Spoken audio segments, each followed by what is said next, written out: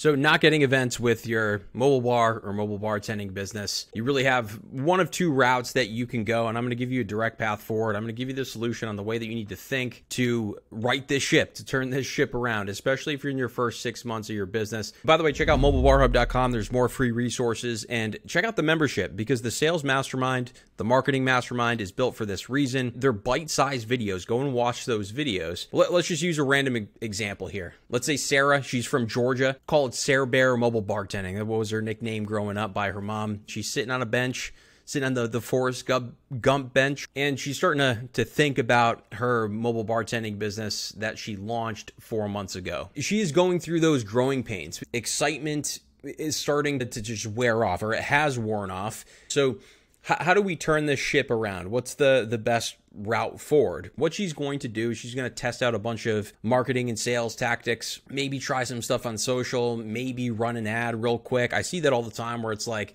they run a terrible ad. They don't put any thought into strategy at all. They fill out all the directories, but they're not seeing a lot of traction there because they don't call the leads after they come in, and they're just not seeing any immediate response or traction. So there's a lot of confusion about what works. But what Sarah really needs to know, and this is the most important thing when it comes to like sales and marketing, is selling a brand new service or product. It is a hard thing to do. I've been at startups in a sales role with brand new services or brand new products, and without other companies or other people saying like, oh yeah, I use what he's selling, you might as well have a bowl cut as a sales rep with a torn up t-shirt. Like it's very, very difficult. And that's the position that you're in. You got to know that people don't buy stuff, especially expensive stuff, that others have not already bought already. Once you get into like the $1,000, $2,000, $3,000 range, like they don't care about what your story is or what excuses you have for being a new business. They just don't care. They care about the open bar at their wedding. They care about not looking like an idiot when they book a bar for their corporate party. That's what you have to remember is there's sales studies to really drive this home. There was like the Feeding Frenzy case study. I think that's an older one where people were presented with like 26 items versus a table with 6, and the table with 6 sold a whole lot more than the one of 26. This is why I always say with your pricing and your websites, like you're listing so much information and so many services, and it's like you're missing the point about what's going on in the mind of your customers. Then there's like the fan experiment, or I think it was like an AC experiment, where they were going around town and hanging up messages on doorknobs. There's like 4 types of messages. One was, this will help you save money if you turn off your fan.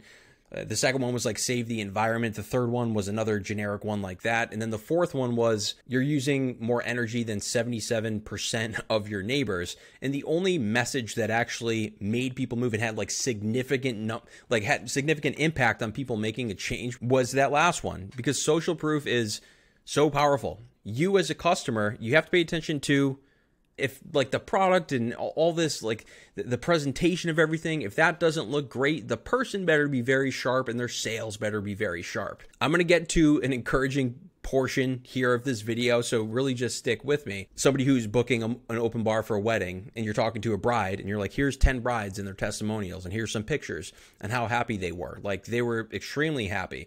Your leads see this. Remember, your potential customers see all these things.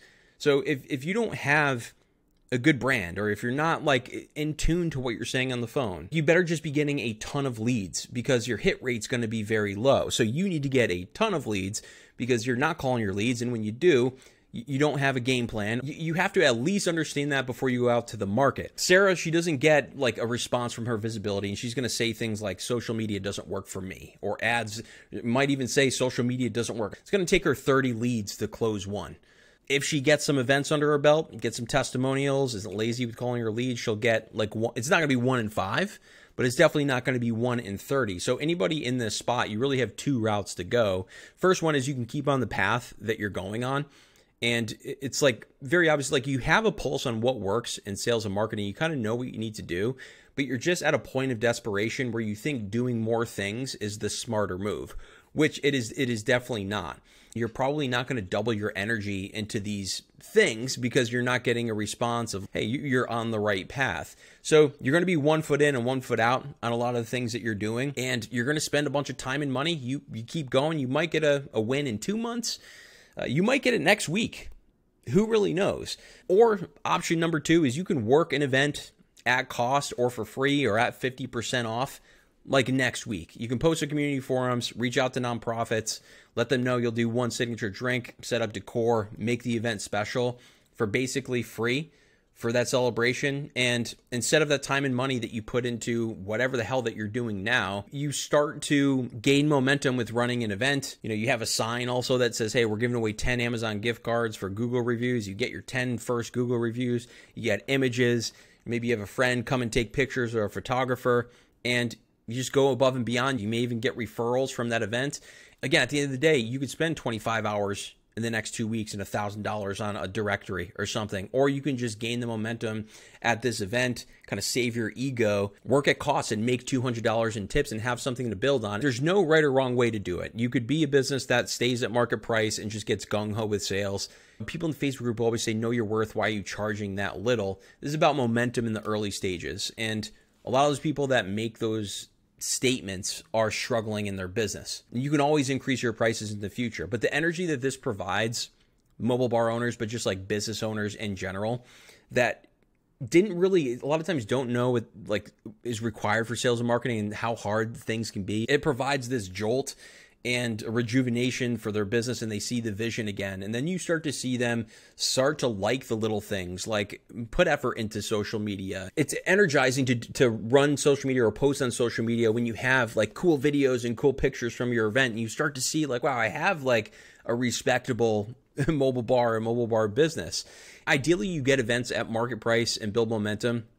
But if you're not doing that, if you're struggling and it's been 2 months, 3 months, like, just humble yourself. The market has spoken. They don't think you're worth moving forward with. It's either your brand, it's your sales, it's your marketing. If you're not going to like go deep into that and do the work there, do what it takes to get an event. And here's what you do is you clean your image, keep it simple. If you have a shitty like 5-page website and it just looks trashy with a lot of text and just stock photos, get it down to 1 page, keep it simple, have like 3 sections with an opt-in form.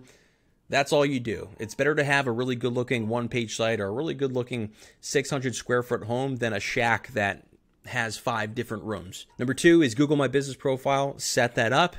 And number 3 is just do whatever it takes to get your first 3 events at all costs. Post in community forums, let people know if you have an event coming up in the next 2 weeks. You will do it for 50% off, or you will do it at cost. Make their event special, get some images, get some momentum going. And then number 4, just focus on one social media platform. If you do this at a 6 out of 10 and you're putting in effort, you're going to get a return. If you stay consistent with it, you are going to get a return. And there's 2 measurements in the way that I look at social media. It's like, how often are you posting and taking action and building the skill of like posting every day and getting to know the platform and responding to comments, and also removing just the friction of getting used to doing something every day.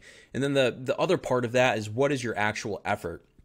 Are you just screenshotting random stuff and posting it? Or are you like at a 10 out of 10 obsessed, seeing what works, going to other mobile bars profiles and seeing what performed well?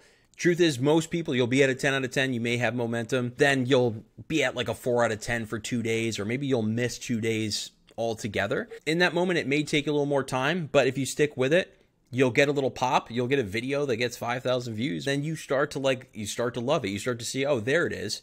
Let's be honest, a lot of times your effort might be low as well, but it's mainly because at the beginning stages of building a business, there's a difference between doing work every single day that's the same and then problem solving. It kind of sucks the energy out of you, but it will get easier, I promise you.